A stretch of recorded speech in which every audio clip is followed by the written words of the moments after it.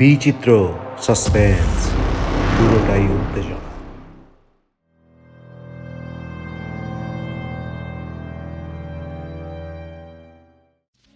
বাংলা সাহিত্যের রোমাঞ্চকর কিছু গল্প নিয়ে সাজানো বিচিত্র স্টেশনের বিচিত্র সাসপেন্স আজ আপনাদের জন্য পরিবেশিত হচ্ছে বিখ্যাত কথা সাহিত্যিক বিভূতিভূষণ বন্দ্যোপাধ্যায়ের রচিত গল্প আহ্বান। বিভূতিভূষণ বন্দ্যোপাধ্যায়ের জন্ম 12ই সেপ্টেম্বর 1894 এবং মৃত্যু 1 নভেম্বর 1950।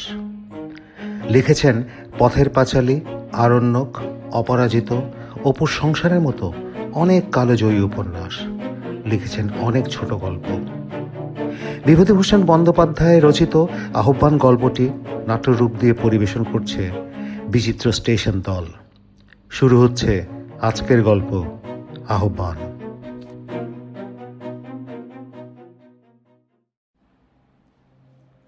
দেশের ঘর বাড়ি নেই অনেক দিন থেকেই। পৈতৃক বাড়ি যা ছিল ভেঙে চুরে ভিটেতে জঙ্গল গজিয়েছে। এই অবস্থায় একদিন গিয়েছি দেশে কিসের এক ছুটিতে। গ্রামের চক্রবর্তী মশাই বাবার পুরাতন বন্ধু আমায় দেখে খুব খুশি হলেন। বললেন, কতকাল পরে এলে বাবা, তার দেশের কথা মনে পড়ল? প্রণাম করে পায়ের ধুলো নিলাম। উনি আরো বললেন, এসো এসো, বেঁচে থাকো বাবা, বেঁচে থাকো, দীর্ঘজীবী হও। তা বাড়িঘর করবে না? আমি হেসে বললাম, আগে সামান্য মাইনে পাই। তাতে কি, গ্রামের ছেলে গ্রামে বাস করবে, তাই এতে সামান্য মাইনে কি আর বেশি মাইনে কি? আমি খড় দিচ্ছি, বাঁশ দিচ্ছি, চালাঘর তুলে ফেলো, মাঝে মাঝে যাতায়াত করো হে। আহা, নরেশের ছেলে, দেখেও সুখ। কদিনই বা আছি, বাস করো গায়ে। আরো অনেকে এসে ধরলো অন্তত খড়ের একটা ঘর উঠাতে হবে। অনেকদিন পরে গ্রামে এসে ভালোই লাগছে।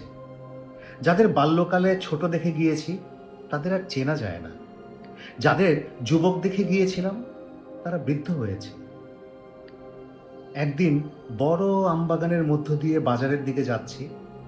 আমবাগানের ছায়ায় একটা বৃদ্ধার চেহারা, ডান হাতে নড়ি নিয়ে ঠুকঠুক করতে করতে বোধহয় বাজারের দিকেই চলছে, বগলে একটা ছোট থলে। বুড়িকে দেখে আমি দাঁড়িয়ে গেলাম। এ ধরনের বুড়িকে দেখে আমার খুব মায়া হয়। নারী রূপের এক করুণ পরিণতি। জিজ্ঞেস করলাম, কোথায় যাবে? বাজারে বাবা। বুড়ি আমায় ভালো দেখতে না পেয়ে কিংবা চিনতে না পেরে ডান হাত উঁচিয়ে তালু আড়ভাবে ধরে চোখের উপর রাখল। বলল, তা কে বাবা তুমি? চিনলাম না তো। আহা, চিনবে না চিনবে না, আমি বারুজ্জে পাড়া নরেশ বারুজ্জের ছেলে। আমি অনেক দিন গায়ে আসিনি। ও, তা হবে বাবা। আমি আগে তো এ পাড়া ও পাড়া যাতাম আসতাম না। তিনি থাকতেই অভাব ছিল না, কোনো জিনিসেরই অভাব ছিল না। কোলায় ধান, গোয়ালে গরু। তোমাকে তো চিনতে পারলাম না বুড়ি। আমার তো তেনার নাম করতে নেই বাবা, করাতের কাজ করতেন তিনি। বলে সে জিজ্ঞাসু দৃষ্টিতে আমার দিকে চেয়ে থাকে, অর্থাৎ বুঝতে চেষ্টা করে যে আমি চিনতে পেরেছি কিনা। কিন্তু আমার পক্ষে তো চেনা সম্ভব নয়। আমার বাল্যকালে কে এই গ্রামে করাতের কাজ করতো তা আমার মনে থাকার কথা নয়। আমি বললাম, তোমার ছেলে আছে? কেউ নেই বাবা, কেউ নেই। এক নাত জামাই আছে, তো সে মোরে ভাতও দেয় না। ওই আমার নাতনিকে রেখে মোর মেয়ে মারা গেল। আমার বড্ড কষ্ট, ভাত জোটে না সব দিন। বাজারে যাচ্ছি, 3 পয়সার নুন কিনে আনবো, কটা চাল জোগাড় করেছি ও বেলা, সেই খাবো। বুড়িকে পকেট থেকে কিছু পয়সা বার করে দিলাম। ব্যাপারটা এখানেই চুকে যাবে ভেবেছিলাম, কিন্তু চুকলো না। উপরন্তু বুড়িকে কেন্দ্র করে আমার জীবনে এক অদ্ভুত অভিজ্ঞতা শুরু। নিজের জীবনে না ঘটলে বিশ্বাস করতাম না এমন ঘটনা। পরের দিন সকালে ঘুম ভেঙে উঠেছি, এমন সময় কালকে সেই বুড়ি লাঠি ঠুকঠুক করতে করতে এসে হাজির উঠোনে। আমি থাকি এক জ্ঞাতি খুড়োর বাড়ি। তিনি বললেন, ও হলো জমির করাতে স্ত্রী, অনেক দিন মরে গিয়েছে জমির, আর তোমাদের খুব ছোটবেলায়। বুড়ি উঠোনে দাঁড়িয়ে ডাকলো, ও বাবা, বাবা। সে বোধহয় চোখে একটু কম দেখে, ওই বয়সে অবশ্য সেটা আশ্চর্যেরই বা কি।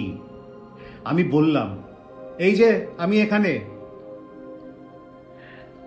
কাল কটা পয়সা পেয়ে ভাবলাম যাই দিনই বাউন পাড়ার দিকে, কে পয়সা দিলে চিনতেও তো পারলাম না। বিকেলবেলা চোখে ঠাউর পাইনে বাবা। আমার খুড়োমশাই বুড়িকে বুঝিয়ে দিলেন আমি কে। সে উঠোনের কাঁঠাল তলায় বসে আপন মনে খানিকটা বকবক করে উঠে চলে গেল। তার যাবার সময় আরো 2-1 পয়সা দিলাম। পরদিন কলকাতা চলে এলাম, ছুটি ফুরিয়ে গেল। আমার জ্ঞাতি খুড়োকে কিছু টাকা দিয়ে এলাম আসবার সময়ে আমার জন্য ছোটখাটো একটা ঘর যেন তুলে রাখার। কয়েক মাস পরে জ্যৈষ্ঠী মাসে গরমের ছুটিতে আমার সেই নতুন তৈরি খড়ের ঘরখানাতে এসে উঠলাম।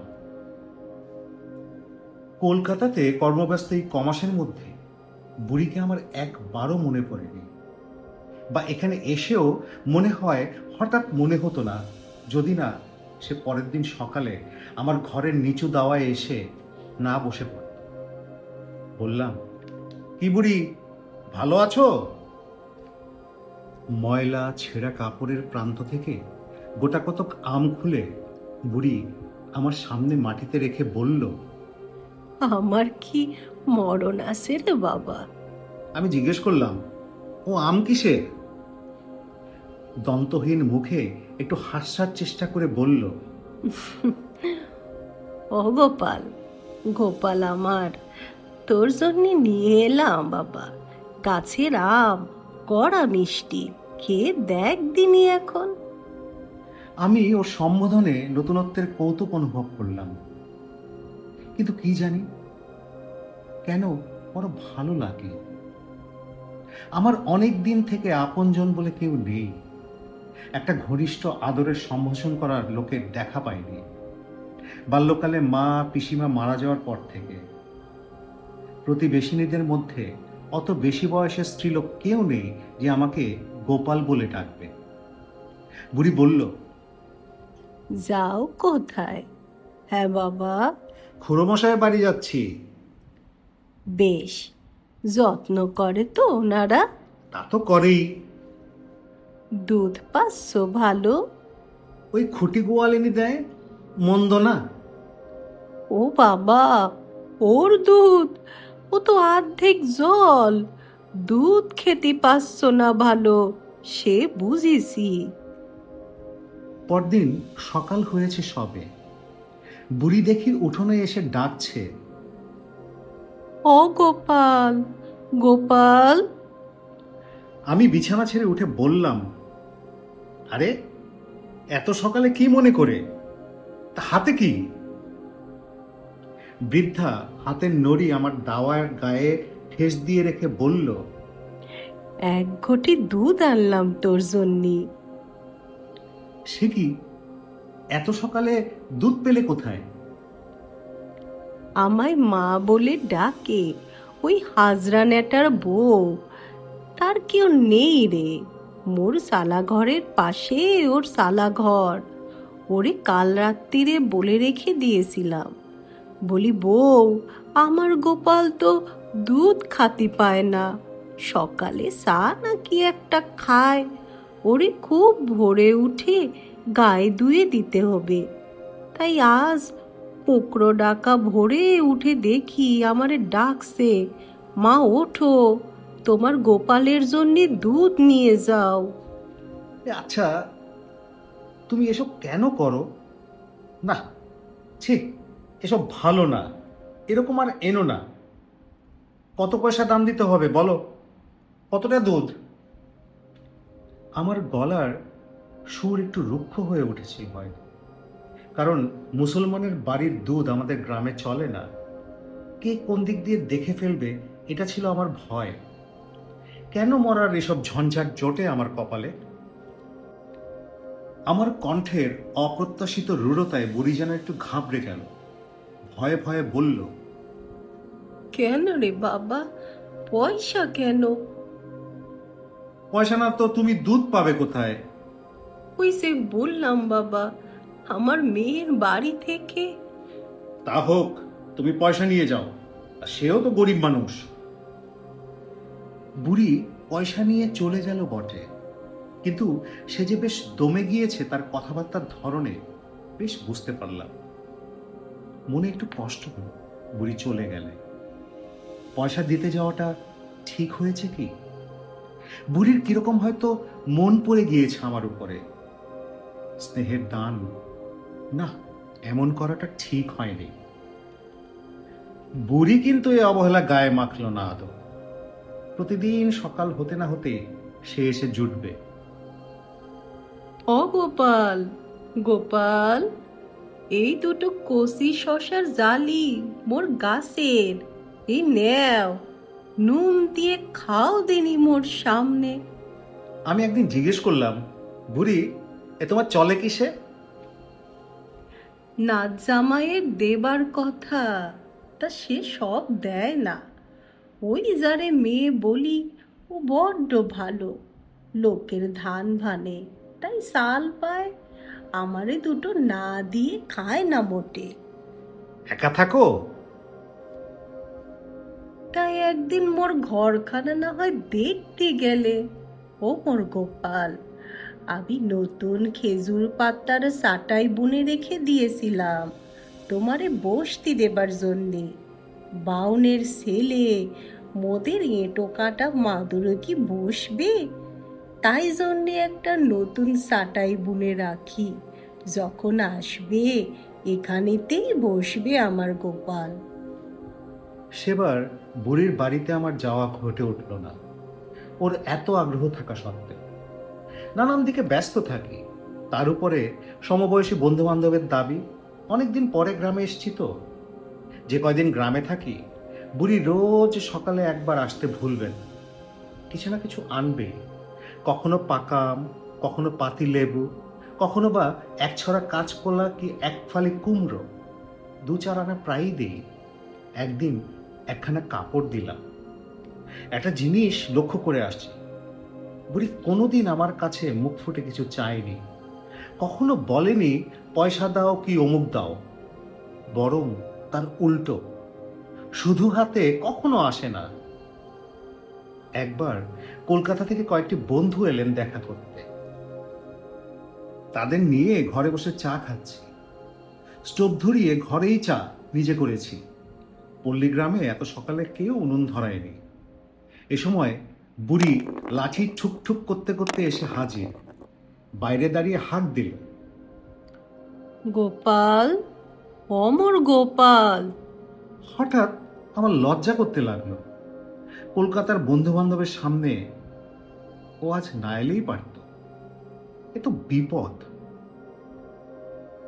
অমর গোপাল, ঘরে আছিস নাকি রে বাপ? আমি বিরক্তে সুরে উত্তর দিলাম, হ্যাঁ, কিন্তু কেন? এই বলি, যাই গোপালকে দেখে আসি একবার। বন্ধুদের মধ্যে একজন জিজ্ঞেস করলেন, ও কে হে? চাপা দেওয়ার চেষ্টায় বললাম, ও এমনি গ্রামের লোক। আরেকজন বললে, এই তোমার ডাক নাম কি গোপাল নাহি হে এই গ্রামে? আমি বললাম, না না, এই আর কি। বুড়ি বলল, কাল রাত্রিরে কি গরম পড়লো গোপাল, ঘুমোতে পেরিলি কাল? মুই চোখ বুঝিনি সারা রাত। ভালো বিপদেই পড়া গেল এই সকালবেলায়। আজ না এলে কি চলতো না বুড়ির? বন্ধুটি পুনরায় বললেন, ও গোপাল বলছে কাকে হে? ইয়ে মানে আমাকেই বলছে।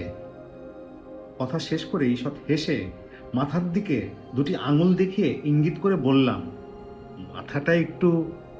বন্ধুটি বললেন, ও, বুঝতে পেরেছি। কথা অনুযায়ী কাজের সামঞ্জস্য রাখতে গিয়ে বুড়ির দিকে চেয়ে যেমন শোনে লোকে দুর্দান্ত পাগলকে সান্ত্বনা দেবার ওস্তাদ বাক্য প্রয়োগ করার চেষ্টা করে, তেমনি সুরে বলি, আর যাও, বড্ড ব্যস্ত আছি হে, বুঝলে, কলকাতা থেকে বন্ধুরা সব এসছেন। ফল খুব একটা সুবিধাজনক হলো না। বুড়ি একগাল হেসে বলল,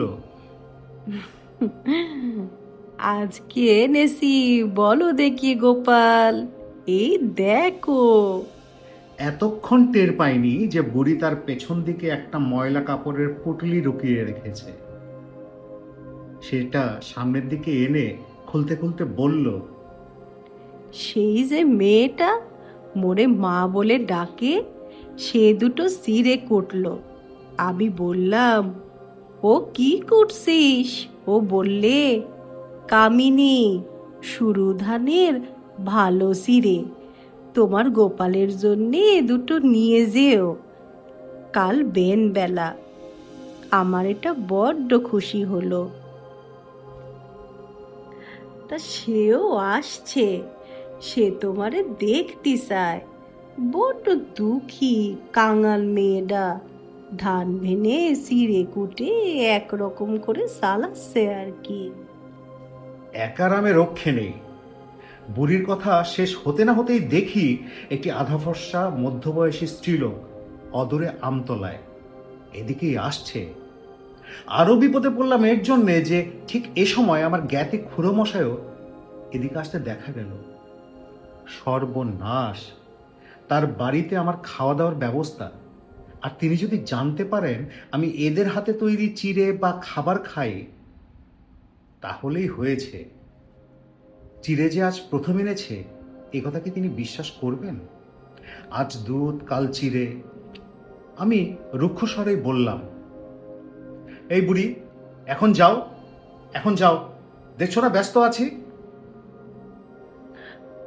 চিড়ে কটা নেবার কিছু একটা দেও তো বাবা। এসব নিয়ে এখন যাও, পরে হবে, পরে পরে, এখন যাও। বুড়ি একটু অবাক হয়ে বলল, তা চিড়ে কটা? খুড়োমশাই প্রায় এসে পড়েছেন দাওয়ার ধারে। হাত নেড়ে আমি বুড়ির দিকে চেয়ে বললাম, এই তুমি যাও তো, আর জ্বালিও না, তুমি যাও এখন। খুড়োমশাই বললেন, কি ওতে, কি বলছে জমির স্ত্রী? না মানে বিক্রি করতে এসছে মনে হয় কোনো কিছু। ভগবান জানেন বুড়ি আমার কাছে চিড়ের বদলে পয়সা নিতে আসেনি। খুড়োমশাই বললেন, তা তোমার ওখানে তো বড্ড যাতায়াত। আমি কথা চাপা দেওয়ার জন্য বললাম, আমার এই বন্ধুরা একদিন মাছ ধরবার কথা বলেছিল, তা ভাদুরীদের পুকুরে কি সুবিধা হবে? এইভাবে কথা চলতে লাগলো। পুনরায় গ্রামে এলাম 5-6 মাস পরে, আশ্বিন মাসের শেষে। কয়েকদিন পরে ঘরে বসে আছে, বাইরে উঠোনে দাঁড়িয়ে কে ক্ষীণ নারী কণ্ঠে জিজ্ঞেস করলো, বাবু ঘরে আসেন গা? বাইরে এসে দেখি গত জ্যৈষ্ঠ মাসে যাকে বুড়ির সঙ্গে দেখেছিলাম সেই মধ্যবয়সী স্ত্রীলোকটি আমায় দেখে সলজ্জভাবে মাথার কাপড়টা একটু টেনে নেবার চেষ্টা করে সে বলল, বাবু কবে এসেছেন? কেন, মানে ওই দিন 5-6 হলো। আমিও তাই শুনলাম। বলি একবার যাই, আমার সেই মা পেটিয়ে দিলে আর কি, বললে এসো দিয়ে। আমি বললাম, কে, কার কথা বলছেন? এই সেই বুড়ি, এই যে এখানে যিনি আসতেন, তেনার বড্ড অসুখ, এবার বোধহয় বাঁচবে নে। গোপাল কবে আসবে, গোপাল কবে আসবে, অস্থির একেবারে। আমারে রোজ শোধ হয়। আমি বলি, তিনি কলকাতায় চাকরি করেন, সব সময় কি আর আসতে পারবেন? কি মায়া আপনার উপর, আর জন্মে বোধহয় পেটে ধরেছিলেন, এজন্যে তাই বোধহয় এত টান। একবার দেখে আসুন গিয়ে, বড্ড খুশি হবে তাইলে। আমি উদাসীনভাবে বললাম, ও আচ্ছা দেখি। আমার মন তখন অন্য চিন্তায় বিব্রত। এবার কাউন্সিল ইলেকশনে দুটি বন্ধুর পক্ষ থেকে ভোট সম্বন্ধে গ্রামে গ্রামে বেরিয়ে লোককে অনুরোধ করবার গুরু ভার নিয়ে এসেছি। কাল থেকে বেরোতে হবে, ওদের মোটর আসবে। কিভাবে কি করা যায় সে কথাই ভাবছিলাম। কোথায় কোন বুড়ির অসুখ হয়ে পড়ে আছে সেটা দেখার সময় কি আমার আছে? স্ত্রীলোকটি বলল, ইয়ে, ও বেলা যাবেন বাবু? আচ্ছা দেখি, আমি চিন্তা করি, এখনো ঠিক বলতে পারছি না। স্ত্রীলোকটি অনুনয়ের সুরে বলল, একবার যাবেন বাবু ও বেলা, হয়তো বুড়ি বাঁচবে নে। বিকালের দিকে বেড়াতে যাবার পথে দেখতে গেলাম বুড়ি। খুব উঁচু দাওয়া, সেকালের প্রণালীতে তৈরি পাঁচচালা ঘর। বুড়ির স্বামীর আমলে আমার জন্মগ্রহণের পূর্বে এ ঘর তৈরি হয়েছে। তখন এদের অবস্থা মোটামুটি ভালো ছিল। এই প্রশস্ত পাঁচচালা ঘরখানাই তার নিদর্শন। কিন্তু ঘরখানার সংস্কার হয়নি অনেক দিন। খড় উড়ে পড়েছে চালা থেকে, দড়ি দড়া ঝুলছে, মাটির দাওয়া নানা স্থানে ভেঙে পড়েছে, বাঁশের খুঁটি নড়বড় করছে। বুড়ি শুয়ে আছে একটা ছেঁড়া মাদুরের উপর, মাথায় তেল চিটচিটে মলিন বালিশ। বুড়ির সেই পাতানো মেয়েটি পাশে বসেছিল। আমায় দেখে বুড়িকে বলল, ওমা, মা, এ দেখো কি এসেছে, দেখো। আমি কাছে গিয়ে দাঁড়াতেই বুড়ি চোখ মেলে আমার দিকে চাইল। একটু পরে আমাকে চিনতে পেরে ধরফর করে বিছানা থেকে ওঠার চেষ্টা করতে আমি বললাম, ওঠো না, ওঠো না, আহা, উঠে বসছো কেন? বুড়ি আহ্লাদে আটখানা হয়ে বলল, ভালো আছো? ও মোর গোপাল, বসতে দে, গোপালকে বসতে দে। আহা, বসবার দরকার নেই, তুমি ব্যস্ত হয়ে না তো, থাক। আহা, ওখানে দিচ্ছিস কেন? গোপালেরই ওই খেজুরের চাটাইখানা পেতে দে। পরে ঠিক যেন আমার মা কি পিসিমার মতো অনুযোগী সুরে বলতে লাগলো, তোর জন্যে খেজুরের চাটাইখানা কদিন আগে বুনে রেখেছিলাম, ওখানা পুরনো হয়ে ভেঙে যাচ্ছে।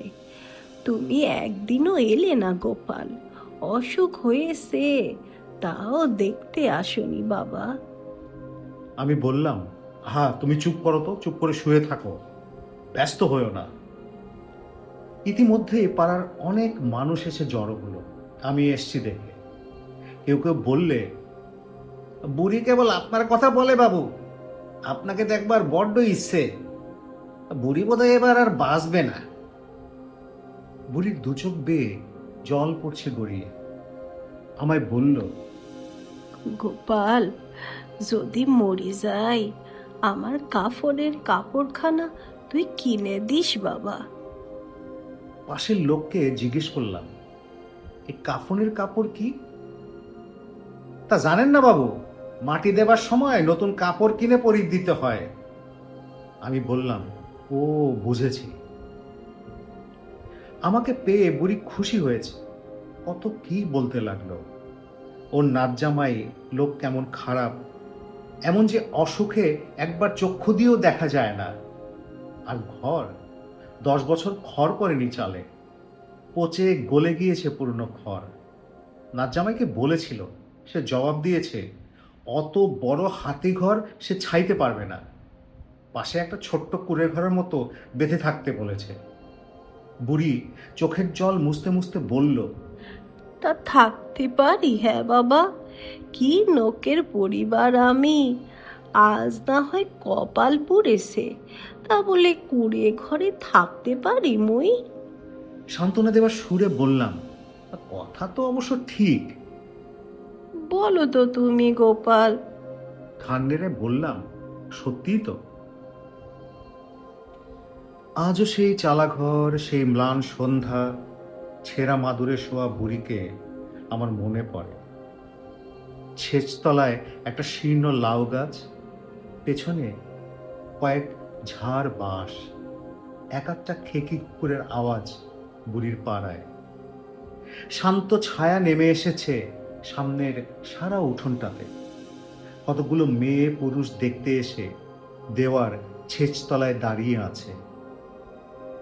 আসবার সময় বুড়ির পাতানো মেয়েটির হাতে কিছু দিয়ে এলাম, পথ্য আর ফল কেনার জন্যে। হয়তো আর বেশি দিন বাঁচবে না, এই অসুখ থেকে আর সেরে উঠবে না। বুড়ি কিন্তু সে যাত্রায় সেরে উঠল, দিব্যি সেরে উঠল। আমি কলকাতায় চলে যাবার আগে দু একবার আমার কাছে লাঠি ধরে এলো, বসে বসে আপন মনে কত কি বকে, তারপর চলে যায়। বছর দুই কাটলো। এই 2 বছরের মধ্যে যখনই গিয়েছি গ্রামে, বুড়ি এসে বসে, কিছু না কিছু নিয়ে আসবেই। অসুখটা থেকে উঠে বড় দুর্বল হয়ে পড়েছিল, সেই দুর্বলতা আজও সারল না। আমি বলতাম, কেন আসো রোজ রোজ অত দূর থেকে? এই পাকা নোনাটা ভাবলাম গোপালের দিয়ে আসি। শোনো, যাই হোক, তুমি কষ্ট করে এসো না এরকম।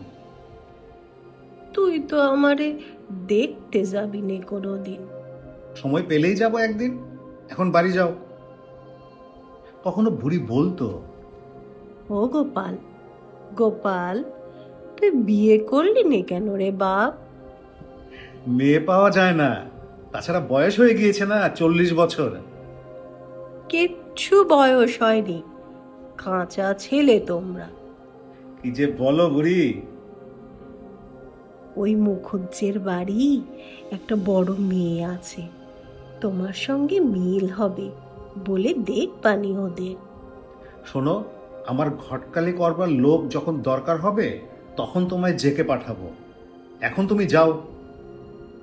কিন্তু বুড়ি আমার কথা শোনে না। একদিন মুখুজ্জে বাড়ির নরু আমায় ডেকে বলল, ওহে, একটা কথা বলি। আজ জমির করাতির বউ ওই বুড়ি বাড়ির মেয়েদের কাছে গিয়ে কি বলেছে জানো? বলেছে গোপালের সঙ্গে তোমাদের পুটির বিয়ে দাও। মেয়েরা তো অবাক, গোপালকে? শেষে জানা গেল তুমি। ওরা তো শুনে আশ্চর্য। তা তুমি বুড়িকে কিছু বলেছিলে নাকি এই সম্বন্ধে? আমি নিজেকে নিতান্তই বিপন্ন ও অসহায় বোধ করলাম। বললাম, ছি ছি, সে কি কথা, কখনো না। তুমি তুমি বিশ্বাস করো? না না, বিশ্বাস অবশ্য করিনি। যাই হোক, যদি কিছু বলেও থাকো বুড়িকে, বারণ করে দিবে, আর এসব যেন না বলে। পল্লী গ্রাম ভালো নয়, ওই নিয়ে মেয়েটার নামে যদি আর কিছু কথা কথা কি হয়। নিশ্চয়ই নিশ্চয়ই, তুমি বিশ্বাস করো। বুড়ি তার পরদিন যেমন সকালে এসছে, খুব বকা দিলাম ওকে।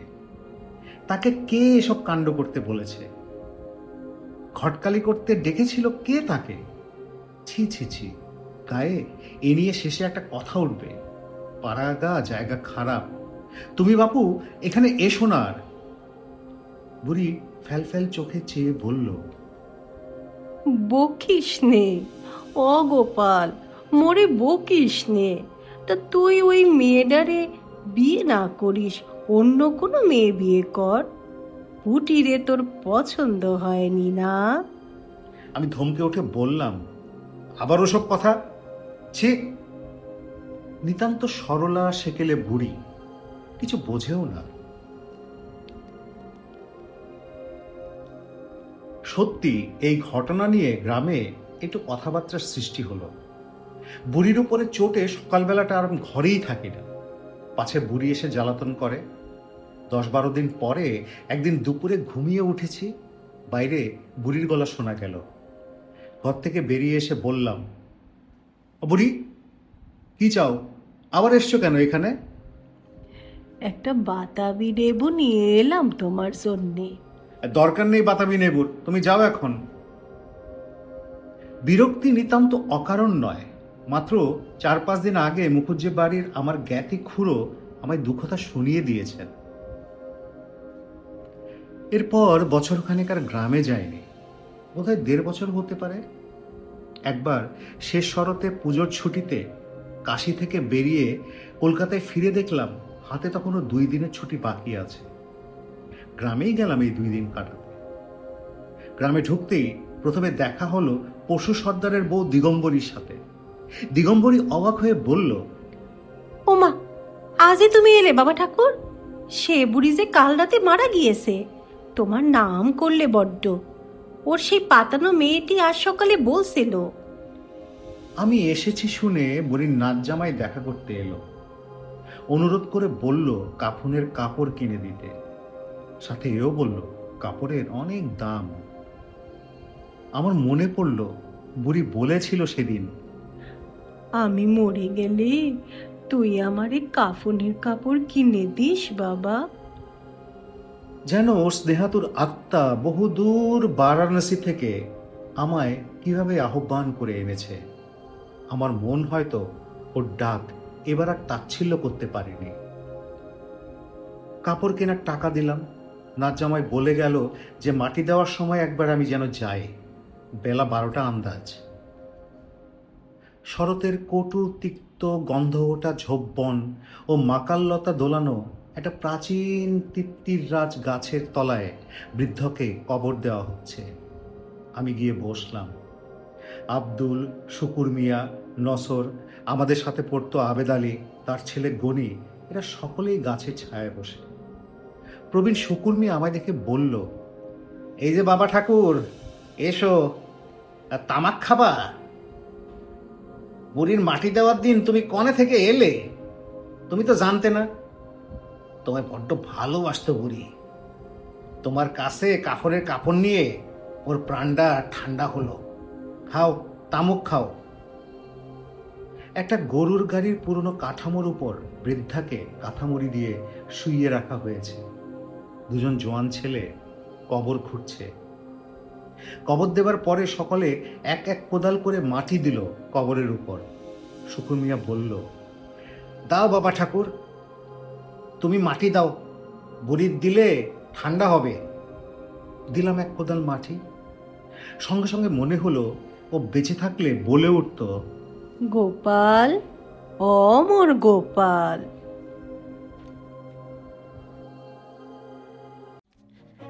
বিচিত্র স্টেশনের বিচিত্র সাসপেন্সে আজ আপনারা শুনলেন বিভূতিভূষণ বন্দ্যোপাধ্যায় রচিত গল্প আহ্বান। গল্পটিকে নাট্যরূপ দিয়ে পরিবেশন করেছে বিচিত্র স্টেশন দল। আশা করি গল্পটি আপনাদের ভালো লেগেছে। আপনাদের প্রতি আহ্বান থাকবে বিচিত্র স্টেশন চ্যানেলটি সাবস্ক্রাইব করার। সবাই ভালো থাকবেন।